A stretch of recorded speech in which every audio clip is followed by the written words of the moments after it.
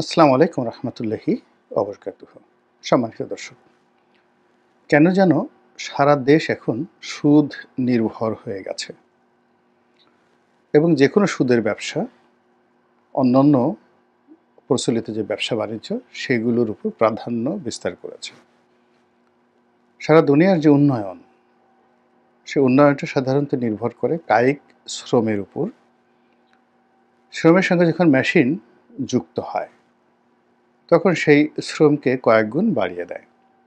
তার সঙ্গে মেধা এবং দক্ষতা, অভিজ্ঞতা এবং সর্বোপরি মার্কেটিং, এভাবেই বিশ্ব অর্থনীতি চালিত হয়ে এসছে। যদি আপনি শ্রমের প্রাথমিক স্তর ধরেন, সেখানে একজন রিক্সাওয়ালা, ঠেলাওয়ালা,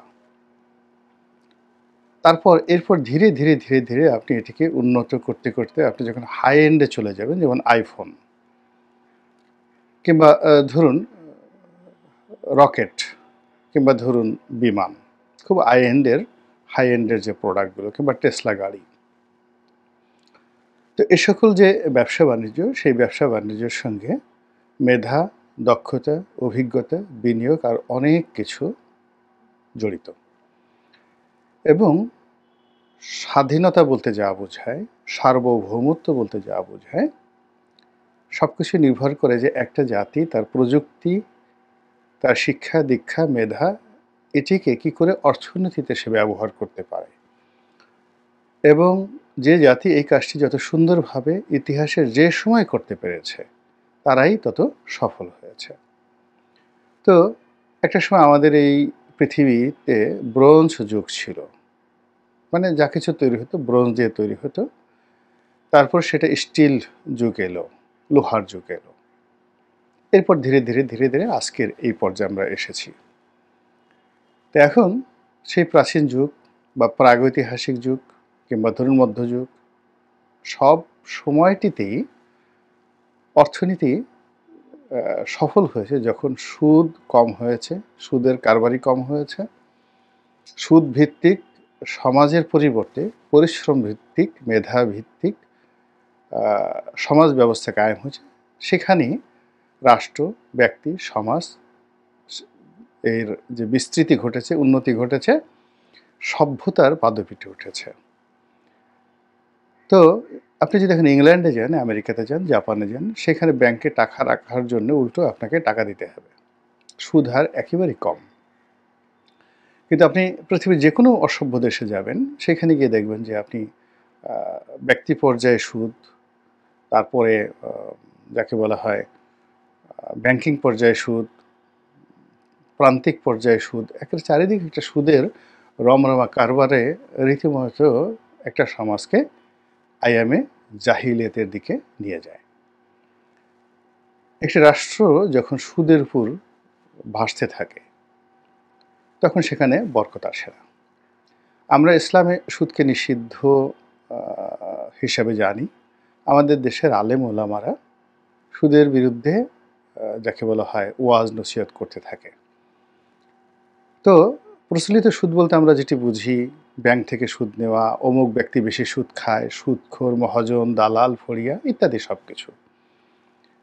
তো এই টোটাল চক্রটি যখন বেপরোয়া হয়ে যায়, তখন ধরে নেবেন যে সেই চক্রের মাথার উপরে ইস্ট ইন্ডিয়া কোম্পানির রবার্ট ক্লাইভের মতো একজন দুর্ধর্ষ, নির্মম, নিষ্ঠুর সুদখোর বসে থাকে, যে তার সৈন্য পরিচালনা করার জন্য সুদের উপর নির্ভর করে। নিজের উপার্জিত অর্থ সে সুদে লগ্নি করে, আর সেই সুদ ভিত্তিক রাষ্ট্র কায়েমের জন্য সে রক্তপাত ঘটায়। আপনারা যদি সেই 1756 সাল থেকে একেবারে যতদিন পর্যন্ত তিনি ছিলেন, ওয়ারেন হেস্টিংস আসার আগ পর্যন্ত পুরো সময়টা রবার্ট ক্লাইভের জীবন আপনি দেখবেন যে বাংলা, বিহার, উড়িষ্যার যে জীবন জীবিকা, এটা সুদভিত্তিক তিনি করে ফেলেছিলেন। আগে থেকেই জগৎ সেটা ছিল, কিন্তু রাষ্ট্র ব্যবস্থার উপরে রবার্ট ক্লাইভের যে আধিপত্য, এটার ফলে পুরো বাংলা, বিহার, উড়িষ্যার যে অর্থনীতি, ভারতবর্ষকে যারা চালাতো, তারা মুহূর্তের মধ্যে ফকির হয়ে গেল। আমাদের এই সাম্প্রতিক সময়ে গত কয়েক মাসে হু হু করে সুদের প্রচলন বেড়ে যাচ্ছে, ভয়ঙ্কর রূপে বেড়ে যাচ্ছে। আমি বেশ কয়েকটা ব্যাংকের মানে নমুনা দেখলাম।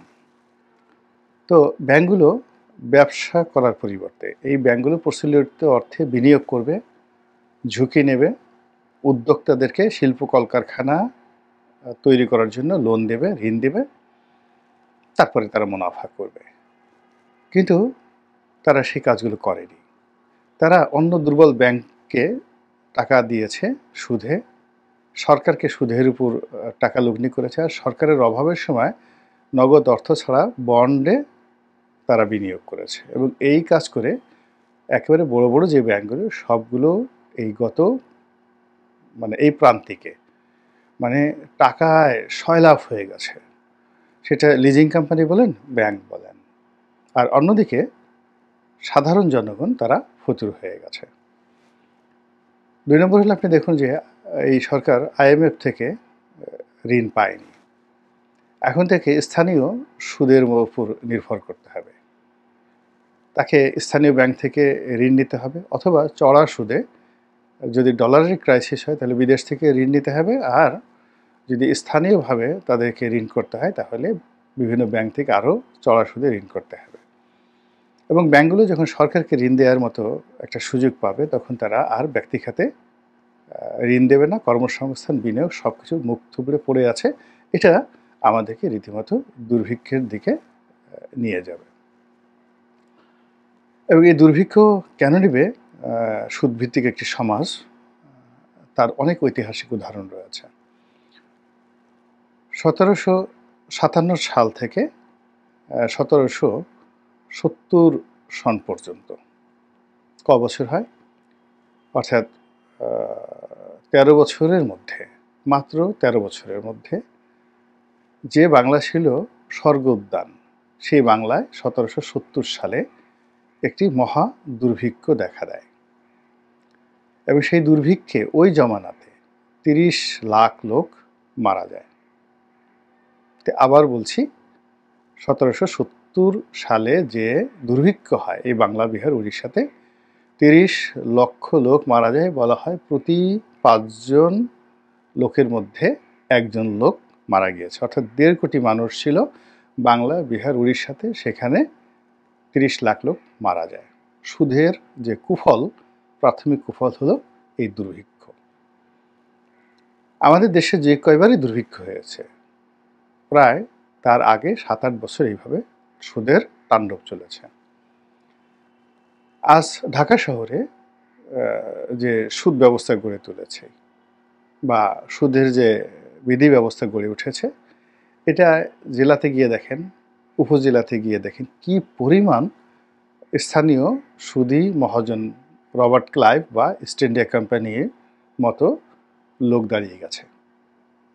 অনেক মহিলা, অনেক পুরুষ, তারা কোনো কাজকর্ম বাদ দিয়ে কেবলমাত্র সারাদিন সুদ দিয়ে বেড়ায়। এবং এটা অত্যন্ত চড়া মূল্যে।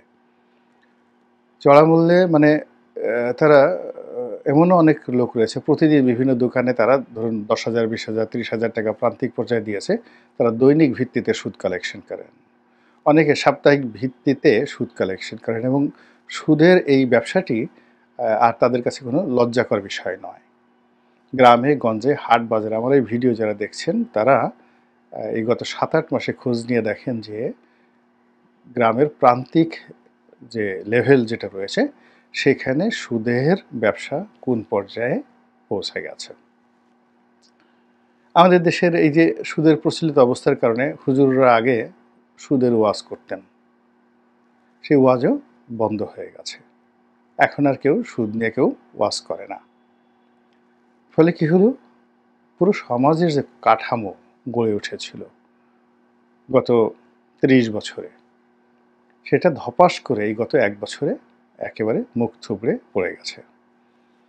যে অর্থনীতি, যে ব্যাংকিং ব্যবস্থা, যে উৎপাদন, যা কিছু দাঁড়িয়েছিল সব কিছু এখন সুদভিত্তিক হয়ে গেছে। মানুষ মহাজনের কাছে বন্ধক রাখছে, জায়গা, জমি, সম্পত্তি থেকে শুরু করে আরও অনেক কিছু। এবং কেবলমাত্র টাকার জন্য একটা পুরুষ এখন দেহ বিক্রি করছে। আপনারা গুলশান বনানীতে যে ঘটনা গত কিছুদিন যাবৎ শুনে আসছেন যে গুলশানের অনেক ধনাঢ্য মহিলা সন্ধ্যার পরে বা দিনে বের হয়ে যুবক খুঁজতে থাকেন এবং সেই লোভে পড়ে অনেক বেকার যুবক যারা ম্যাচে থাকতেন দেখতে সুন্দর, তারা এই দেহ বিক্রি করার জন্য অভিজাত এলাকাগুলোতে ঘুরে বেড়ানো শুরু করেছে আপনার আমার চোখের অজান্তে। বেশ্যাবৃত্তি যেভাবে ঘৃণিত, সেটা পুরুষ বেশ্যা হোক নারী বেশ্যা হোক, সব জায়গায় ঘৃণিত। ২ নম্বর হলো যে নারীরা যখন এই পেশায় অর্থাৎ বেশ্যাবৃত্তিতে নিয়োজিত হন, সেখানে যে ভায়োলেন্স বা বিকৃত যৌনতা যা কিছু হয় তার চেয়ে পুরুষরা যখন বেশ্যাবৃত্তিতে জড়িয়ে পড়ে এবং নারী যখন যেখানে ভায়োলেন্স করে, বিকৃত যৌনাচার করে, সেখানে কতটা নির্মম অবস্থা তৈরি হয় তার কিছু নমুনা ইদানিং ভিডিও আকারে ভাইরাল হয়ে পড়েছে।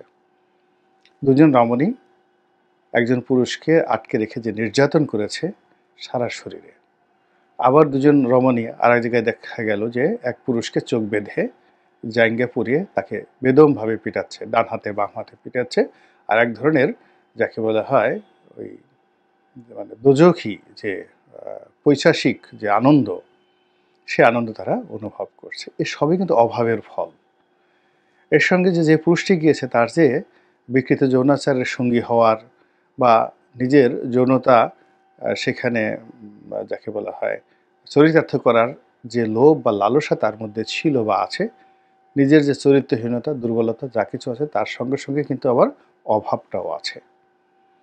কেন তার যদি সামর্থ্য থাকতো তাহলে সে কাজটা উল্টো করতো, অর্থাৎ তার যদি যৌনতা থাকতো তাহলে সে নারী বেশ্যাদেরকে সে ভাড়া করতো, তা না করে নিজের দেহকে সে বিক্রি করতে গেছে একটা পুরুষ, এবং সেখানে গিয়ে সে যেভাবে নির্যাতিত হয়েছে, অপমানিত হয়েছে, যার ভিডিও এখন ইন্টারনেটে ঘুরে বেড়াচ্ছে।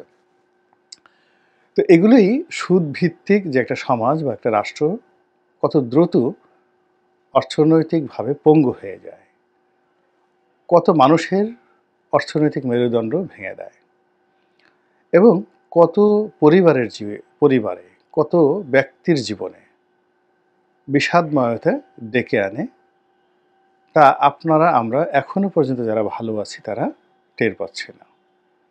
আল্লাহ রাব্বুল আলামিন আমাদেরকে এই যে সামাজিক দুরাচার, সুদভিত্তিক যে সমাজ, এর পরিবর্তে একটি চলমান পরিশ্রম ভিত্তিক, উৎপাদন ভিত্তিক একটি সমাজ, একটি রাষ্ট্র কায়েম করার তৌফিক এনায়েত করুন। আসসালামু আলাইকুম রহমতুল্লাহি ওয়া বারাকাতুহু।